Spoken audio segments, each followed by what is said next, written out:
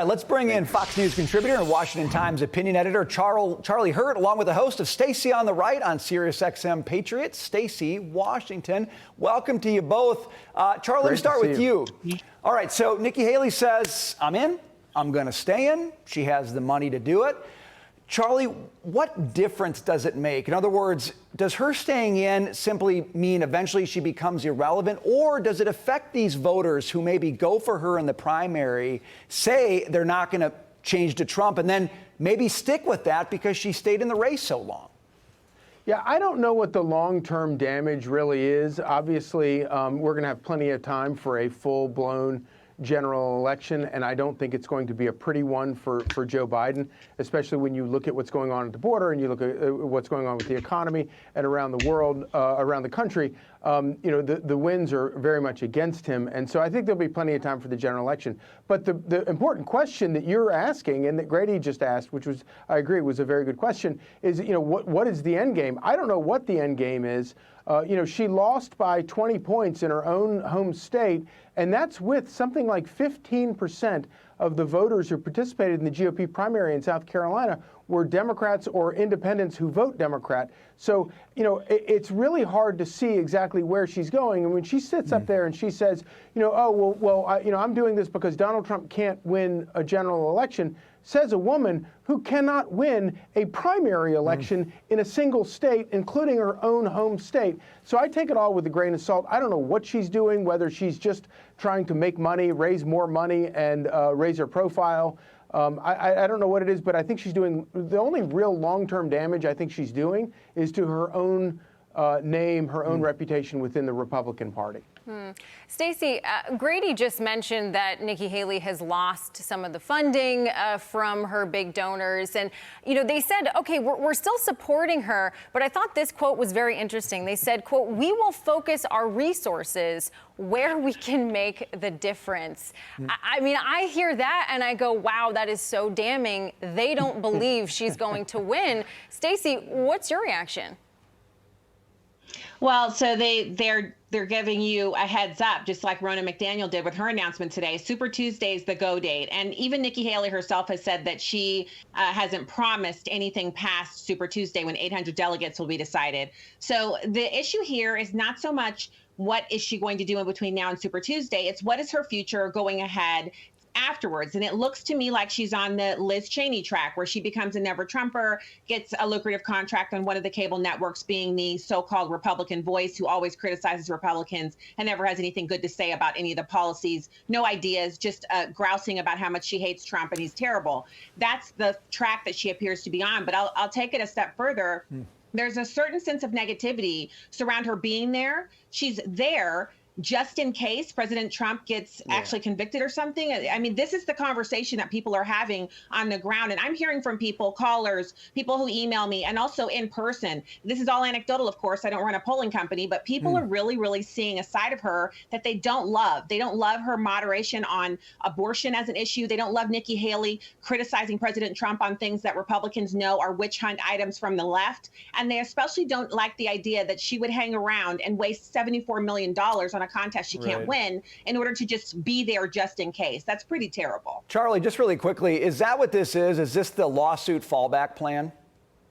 I do think, and I think Stacey's exactly right about that. I think that's what she's probably gaming for, but it's not a good look. It's not a good, if your philosophy is I'm hoping the other guy either dies or gets thrown in jail, that's the lowest form of politics that I've ever seen. And I feel like I've seen some really low forms of politics over the past 25 years in Washington. Yeah, indeed. Let's go to this. Looking for another softball from the media. The president flew into New York today to tape an interview with late night host Seth Meyers. He'll also be visiting his donor buddies with his hand out, of course. No word yet, though, if he's going to have his note cards with him this time.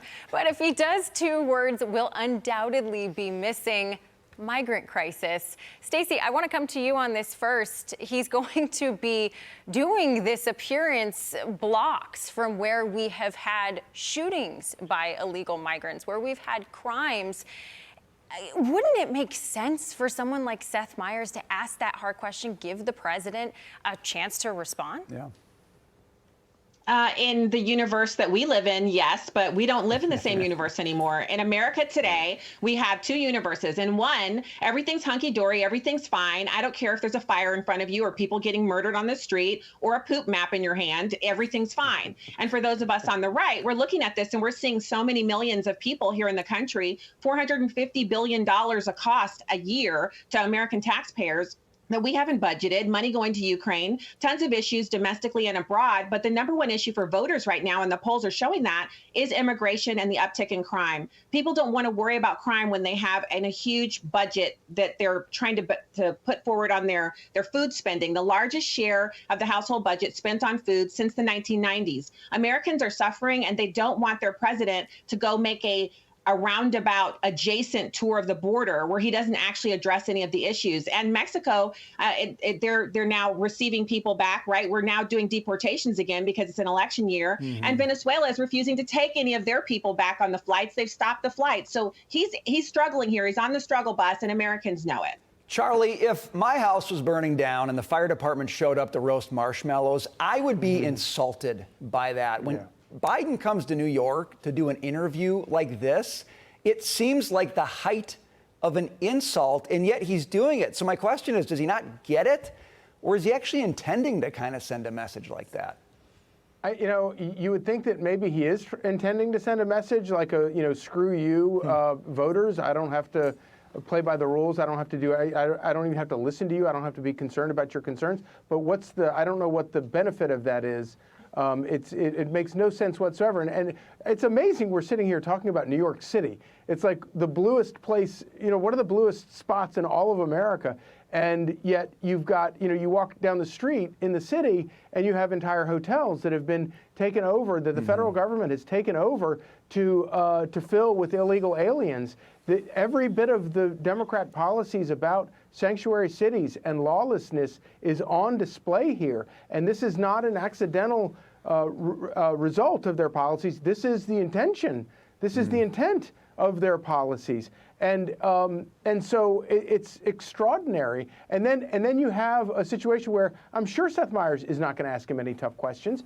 And of course, if he had an answer, an actual legitimate answer to any of it, he would beg people to ask him about it. A politician who has an answer to something doesn't avoid the question. You would beg to go on to the Super Bowl, get your interview at the Super Bowl to give all your answers. They have no answers, and they're afraid to even be exposed for not having any answers. Like the Super Bowl. Be there, get your message out. It's not that hard, actually. Something's got to be seriously wrong. Right. All right, let me go to this one though. Somebody needs to check on Gavin Newsom. Not sure if it's the toxins from his hair gel or secondhand smoke wafting off the streets of California's drug-plagued cities, but listen to how he defends Joe Biden. It's because of his age that he's been so successful. It's because of the wisdom and the character that's developed over years. So the opportunity to express that for 4 more years, what a gift it is for the American people. And as a Democrat, what a gift for me to make the case for the leader of our party, Joe Biden. And as for Trump, well, he's spiraling, says the governor. I think he's weakness masquerading as strength. I think he's more unhinged. He's less interesting than he was even a few years ago. It's just extraordinary how quickly he is unraveling in real time. So, Stacy, I have to get your reaction on Governor Newsom calling Biden a gift, because I think even Democratic voters are starting to see the implications of the policies. They're feeling it every time they go to the grocery store. They're seeing it in the crime that's happening. So do you think hearing Governor Newsom say that he's a gift seems out of touch? Does he lose credibility? Does it even backfire as a potential candidate to either replace or step in next run? There you have it, right there. You just hit on it. He's buttering him up because he knows he's in line to be the successor. And we're talking about a governor who's over a state that now has a budget deficit that's triple what it was when he came in. They actually were slightly in surplus. Now they're in a huge deficit in California. So he's not doing well, but he does want to be the nominee for the Democrats, and he's hoping they'll make a change at the convention. And so, of course, he's going to do a little bit of lip smacking and hugging and cheek rubbing to get get himself in there and maybe ingratiate himself a little bit more. He wants to leapfrog over Kamala Harris and be the nominee. But the Democrats have a problem. They're always talking about the patriarchy and how they hate old white men. And so they have a problem putting Gavin Newsom in ahead of a black woman who is Kamala Harris, right? They got a real problem there. Yeah. And then the other part is where he was talking about Trump and said those mean things. Oh my goodness, Trump is so much more interesting now than he was a few years ago. He's clearly not watching the guy. Come on. Yeah, nobody explains to me how you get Kamala out of the way to get Newsom in there. And yet I agree with you. I think that's what they're thinking about, at least. But Charlie, this is the thing about Newsom. Let me just be honest. He is an artist when it comes to political nonsense. But everything he says, when he says it, the way he says it, the profile he cuts, it works for a lot of people. That's why everybody keeps talking about him. He seems to be able to get away with this. And that might be what Democrats are banking on ultimately. Yeah, but then you actually listen to the words that he says, and you're like, what in the world are you talking about? It's like the debate that he did with Ron DeSantis with Sean Hannity a couple of months ago. It looks good, it sounds good, but then you actually stop and think about, if you write down what he says, you're like, that makes no sense. I like your idea about the hair gel. It might be the toxins from that. I just thought that he fell and landed on a heroin needle. It makes no sense. None of it makes sense. But when he says that Joe Biden is a gift, I think maybe what he's talking about, every life is a gift, right? Every life. No matter what. That's a positive way. Maybe that's how I'm trying to look at that. I like that. Charlie is nicer than I am. Yeah, Charlie's super That nice. could be. Nice positivity for Monday. Yeah. But I love it. Charlie, you're so much nicer than me. Well done, by Charlie. a mile. Well done. Seriously, yeah. Well, Charlie and Stacy, thank you so much for your insights today. Fun conversation. Great to have you. Good stuff. Great to see you. Thank you.